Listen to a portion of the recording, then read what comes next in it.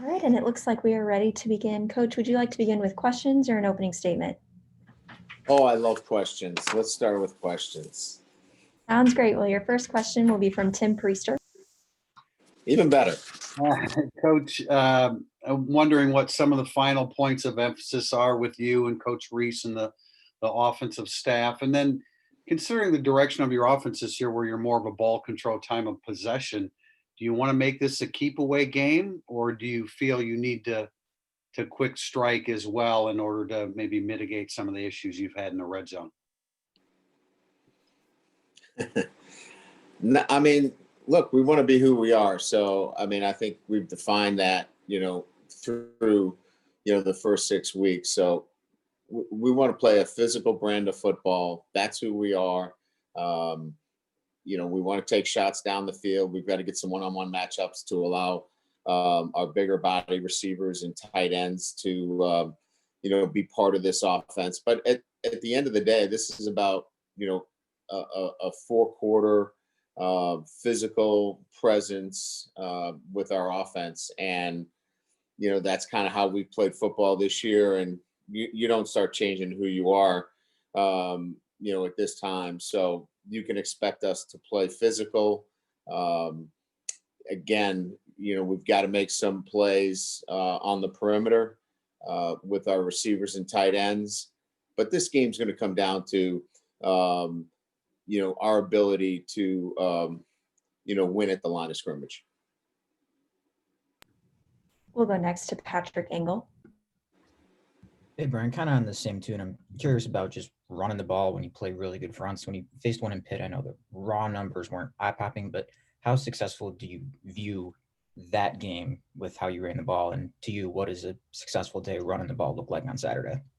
Yeah, running the ball is about run efficiency. So run efficiency is third down and short, which were, outstanding, one of the best in the country. So short yardage running, the ability to run the football, to set up play action pass, and having that kind of presence when, a team like Pitt that is built to put, 9 guys at the line of scrimmage. So, we took shots down the field. Look, good coaching and execution is based upon, what a defense is doing as well. So, to say, hey, we ran the ball effectively against a 9-man front. What does that mean? It means that you ran the ball for 7 minutes and 52 seconds to end the game when they knew you were going to run it. So, I don't know how else to evaluate a running game, but to say that when we had our second offense out there and they had their first defense, we ran the ball for 7.5 minutes. So I feel good about I don't know why we're talking about this. You guys know who we are and how this is going to play out on Saturday. We're going to run the football. They're going to try to stop the run. We've got to make some plays downfield in the passing game. We got to play really good defense against an outstanding offense and play really good special teams. We'll go next to Mike Berman.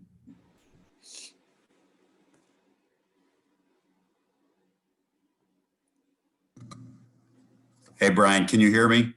I sure can. Excellent. Mike Berman from NBC Chicago. Thanks for giving me a minute here. Sure, just generally speaking, when you talk about the opportunity that your group has this weekend, and as you talk to them, here in the hours leading up to this opportunity, what's kind of that general message? Hey, number 1 team in the country, a chance to win a game that we'll never forget playing in. Well, we haven't had many of these opportunities at home. It's only the second time we played a top 10 team at home. So last time we did, we took it to Stanford pretty good. Let's go. Let's play the same way against Clemson. Let's play physical. Let's play for 4 quarters. You don't get many of these opportunities. And to recognize that you gave yourself this opportunity. That nobody would be making anything in this game if you had lost a game or, weren't relevant. It's a privilege to play in these games. There's no pressure. Play to a standard. You've got to play great football against a great opponent. We know that. You know that. but enjoy it. You've put yourself in this position. You've been here only one other time at home, and you handled yourself really well. Let's go do it again. We'll go next to Pat Forde. Hi, Brian. Just wondering, talked to several coaches about Clemson's adeptness at stealing signals on plays coming in from the sideline. I'm wondering if you've planned against that, changed signals, or any thoughts on how you might deal with that? Yeah, I mean, I think you have to be cognizant of it and be aware of it. There's no question that it's something that we are dealing with, and it's I think we've lived it, and we're prepared for it. I think when you come down to the execution part of it, you just want to give your kids the opportunity to execute in a manner where nothing gets tipped off. So we've got to do a great job that we don't tip anything off. And if that's wristbanding more or doing other things, we're looking at all those alternatives. We'll go next to Austin Hough. Brian, with games like this, there's usually a raised level of excitement and anticipation around campus and with the program and things like that. I'm wondering if you're able to notice that at all, or is, any of the pandemic kind of related restrictions now allowing you to kind of maybe does it feel like, I guess, a number 1 versus number 4 game right now in South Bend? No, I think campus is a little different.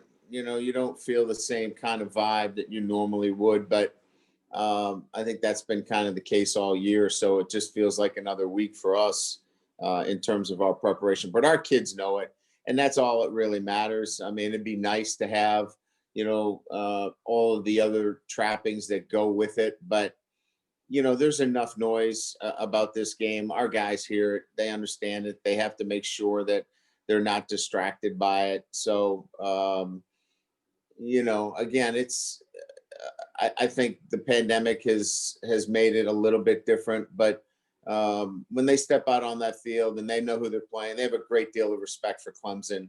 But they want to be in these kind of games, and that's why they come to Notre Dame. So I think there's a great deal of excitement, even without all the other things that are going on. Game day is here, so they know that's going on.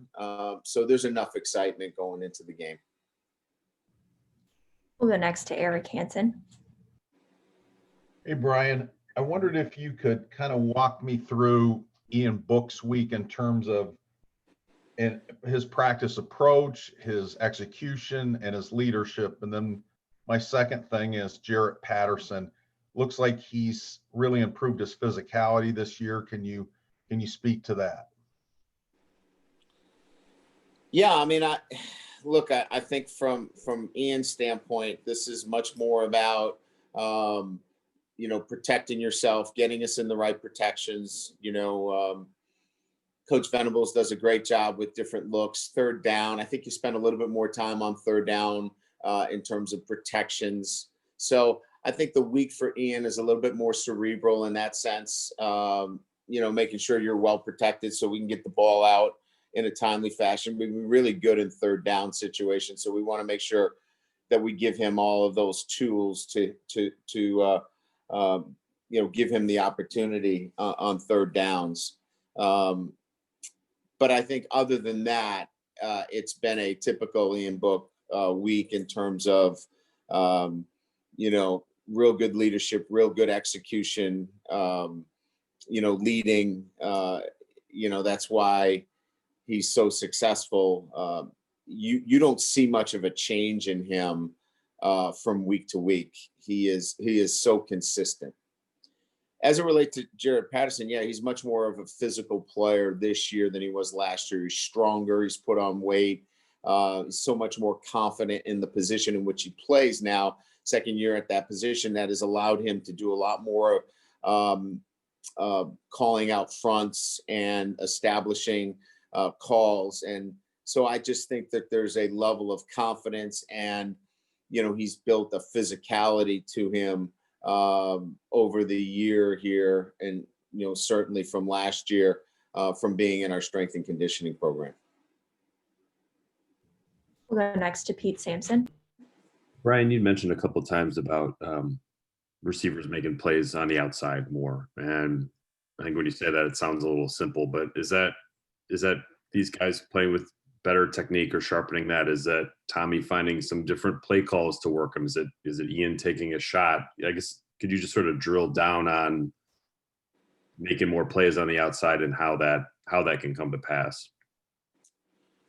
Well, we threw the back shoulder to Javon last week, well executed. We threw the post to Skoranek the week before. I just think there's time and place necessary that when you call those plays, that they're executed, appropriately.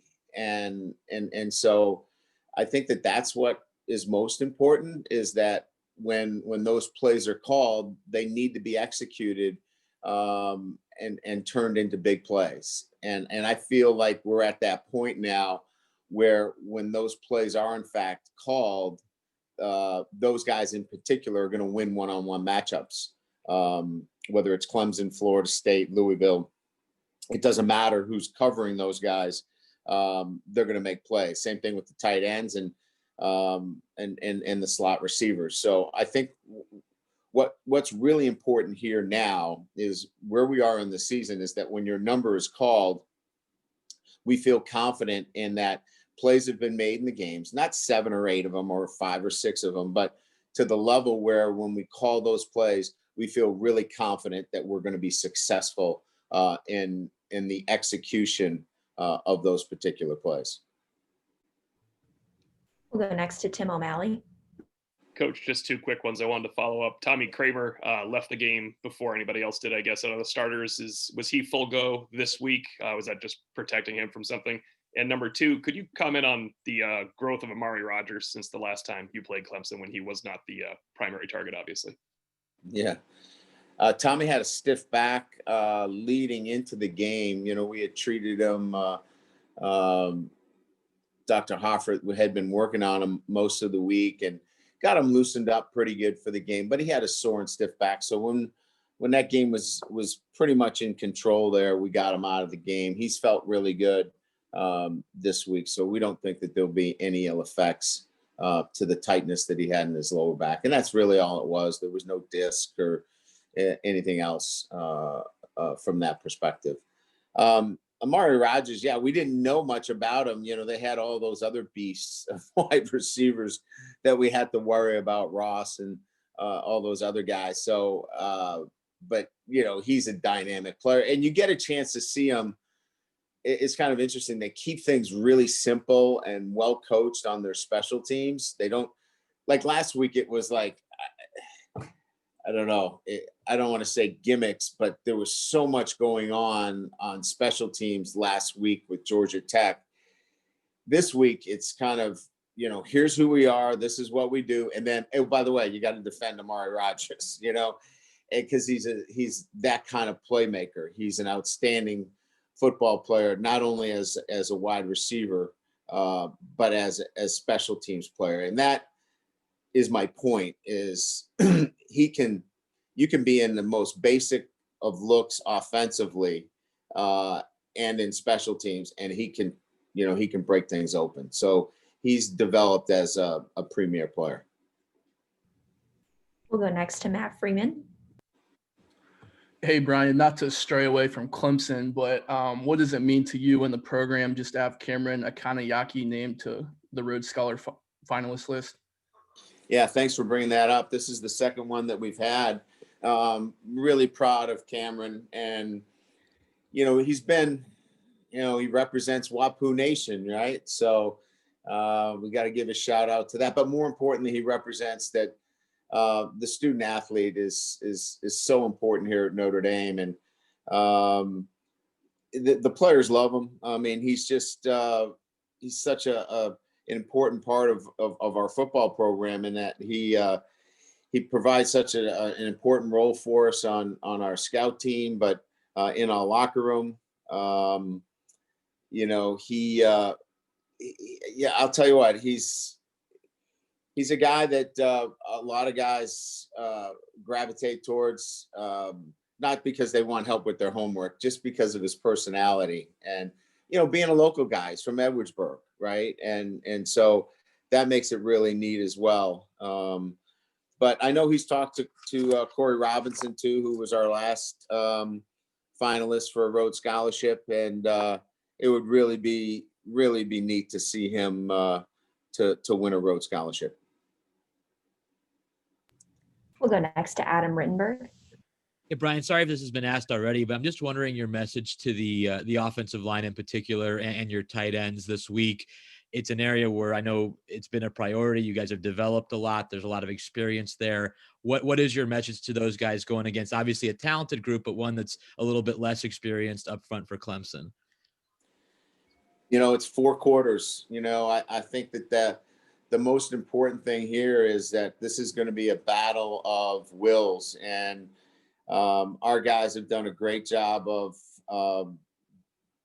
you know, playing for 4 quarters and battling and taking over in the 4th quarter and exerting their will. And so it's really been about talking about we're not going away from, you know, playing physical and running the football. And you know, this is going to fall a lot on their shoulders, and they're excited about this opportunity that they get to control a lot as to what's going on, you know, with our success on the offense. And, you know, these are the kind of games that offensive linemen love.